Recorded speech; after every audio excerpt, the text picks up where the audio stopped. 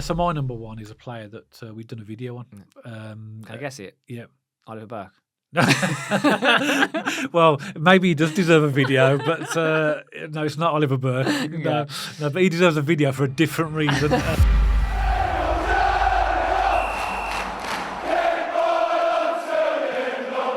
So welcome back to Small Heath Alliance FC. And as we approach the end of the season, I think it's fair to say that this has been a really awful season on the pitch. Lots of great stuff happening off the pitch in terms of the new owners, the land purchase, the improvements to the stadium, possibly the new stadium within a certain amount of years. But on the pitch, the performances have been really poor, to a point where at the time of recording, we are one game left to go and we're third bottom of the championship table going in to that final game.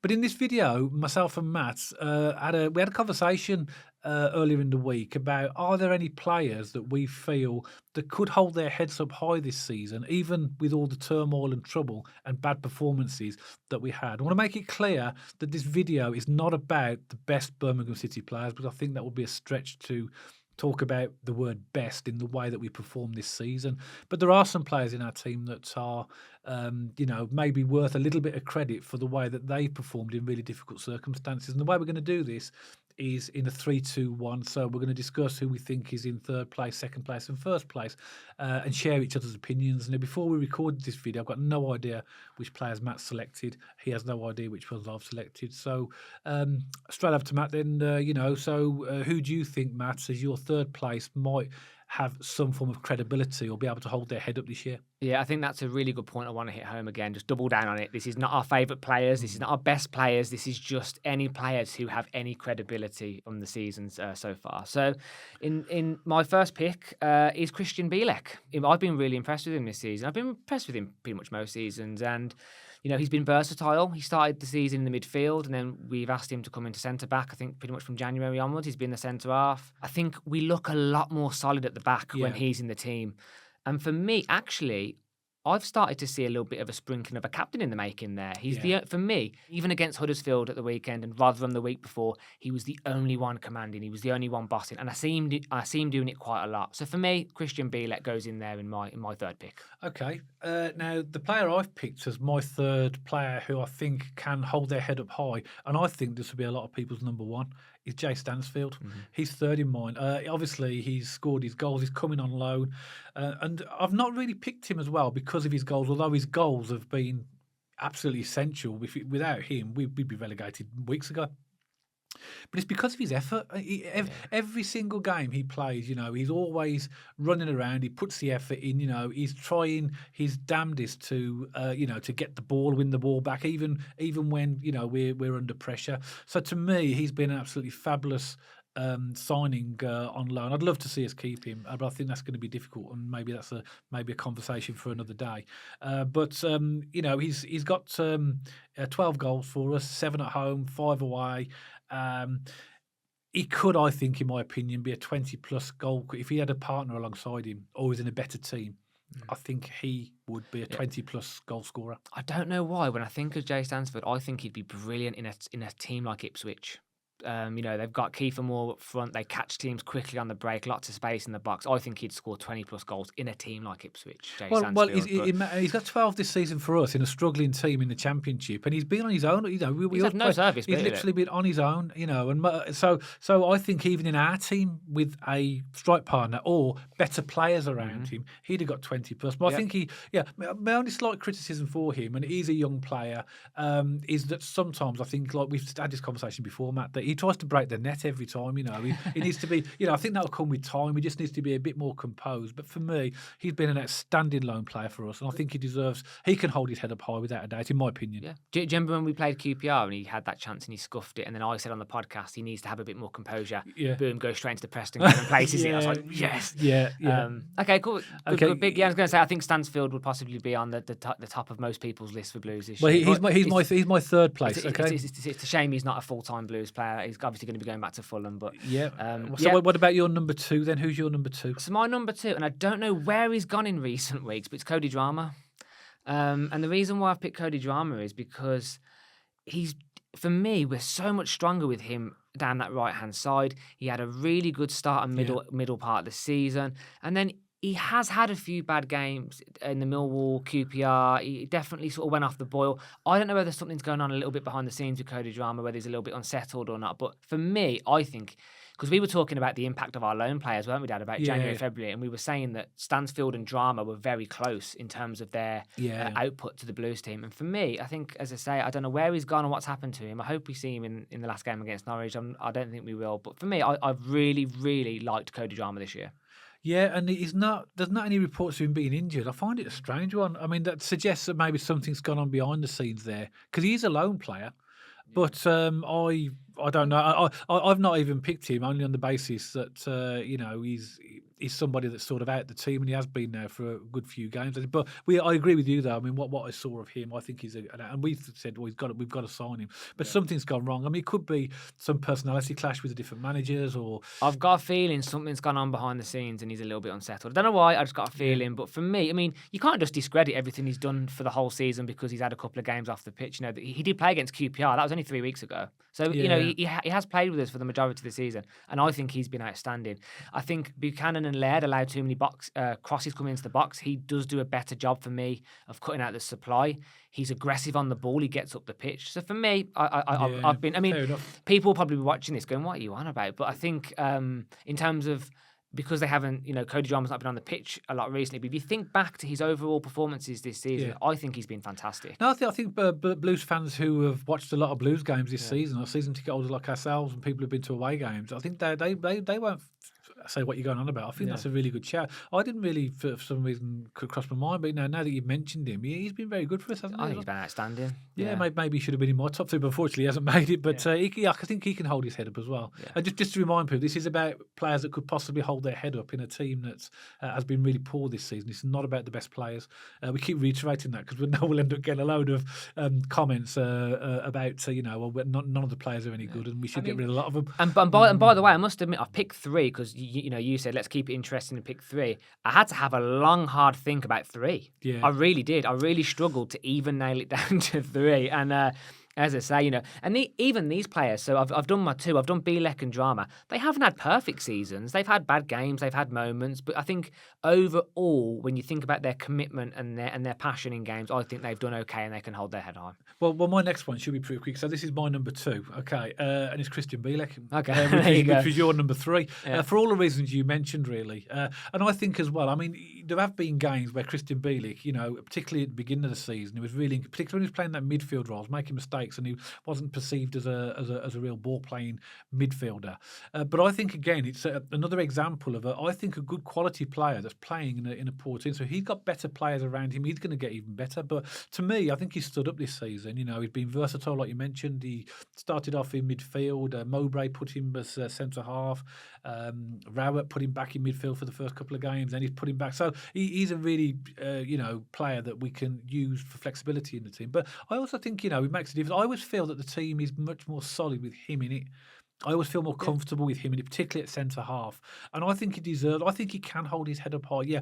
We're not saying that he's a perfect player, of course he's not, but in the team that we've got, I think he stands out for me as a player that I like to see in the team. When I see him picked in the team, I'm happy when he's actually in the team. So I think he can hold his head up. I'm not disputing the fact that he has had some poor games as well, but I think he can look back and think that, because I see him getting frustrated as well, which is why I think the point you mentioned about he could be a future captain. You see him shouting at players, and asking them, and that's what we want from a captain, isn't it? He's the only player I can even put close to the captain badge, in my opinion, in our team. We're so passive. He's the only one who stands up and commands and actually fights with the team. So I think he can hold his head up high as well. Bielek, and then it comes on to your number one. So my number one, and you said it's probably most people's number one, and that is Jay Stansfield. And again, when you said yours, I was going to jump in and go, well, he's my number one, but I thought I'd leave it until the end anyway. So and for exactly the same reasons you've picked. It's not just his goals, although they have been crucial. We would have been relegated, I think, 2 months ago if we didn't have Jay Stansfield goal. In a team where he's not getting much service or reception. Has been borderline staggering, in my opinion. And he made the jump up from League One to the Championship, and he's done it seamlessly, in my opinion. So, I mean, if he stays in the Championship next year with a team who gives him a little bit more service, he's going to be a 20-plus goal scorer. I mean, he's not going to be a top Premiership scorer. But why, if Fulham are looking at him, why not give him a little running of Premier League games next season? Who knows what he can do? You have to test the water to see where their capabilities are, don't you? And he's a young lad. And for me, he's made it, not just because of the goals, exactly what you said, his work rate, his work ethic. And he just doesn't stop running, does he? He just doesn't stop.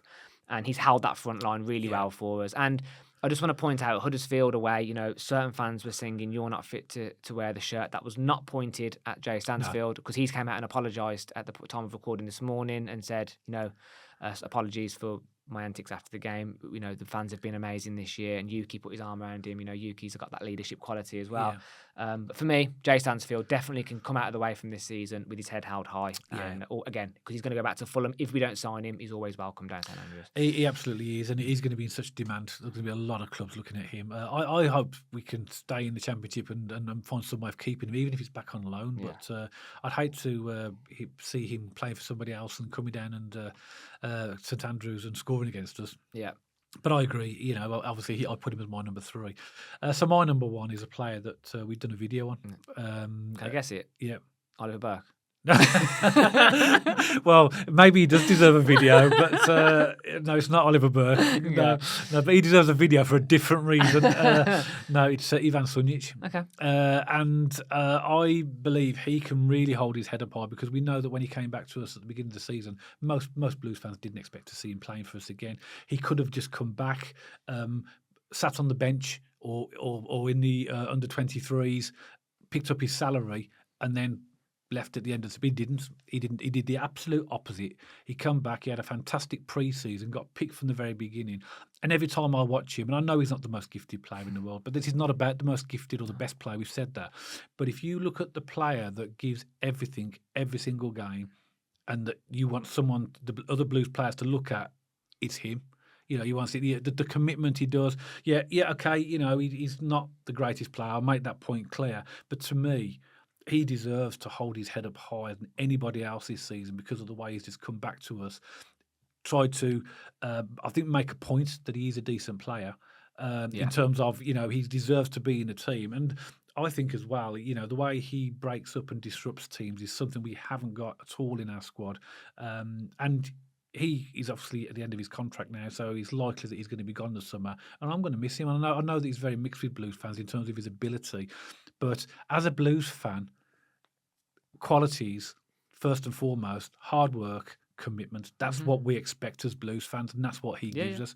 So we can forgive players who haven't got the best skills in the world if they work for the badge, play for the shirt, and he's done that this season. I think he's an example of someone who's knuckled down and really put in a shift every single game. And I think, to me, he stands out above everybody in that squad who can hold his head up high this season. Well, I'm not a massive Sunjic fan, but even I appreciate and respect his work ethic. We know, me and you call him the disruptor, don't we? Yeah. Because we know he's not the best technical ball player. We know he's not, he's never going to ping a ball through the lines to Stansfield for a through ball. But he did score against Coventry, to be fair. Decent goal from the edge, just inside outside the box from the corner there. But not the most talented ball player, but definitely gives his all on the pitch. And around the context of him at the club, going off to Germany last year, coming back, everyone thought he was down and out. And, he's had a decent season. I wouldn't say an amazing season. He's had an okay season for me. But as you said, you cannot knock that guy's work ethic. He does leave everything on the pitch. And the fact he almost, was crying at the Coventry game, it showed that he had that passion. And that's what we're after, isn't it? So good. But in fact, we've picked exactly the same, apart from a swap for Cody Drama and Ivan Sunjic.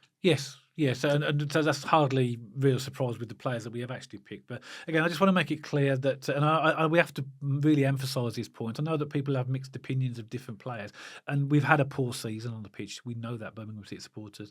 And this is not about the best players. This is not about whether a player is technically brilliant or really, really good. This is about whether they have shown us the commitment that we expect as Blues fans, and I believe the players that we've discussed have actually done that. I think you've got some good choices. There's obviously two of them the same as mine anyway, which is no real surprise. There's one final point for me. One player that would be in there is Yuki.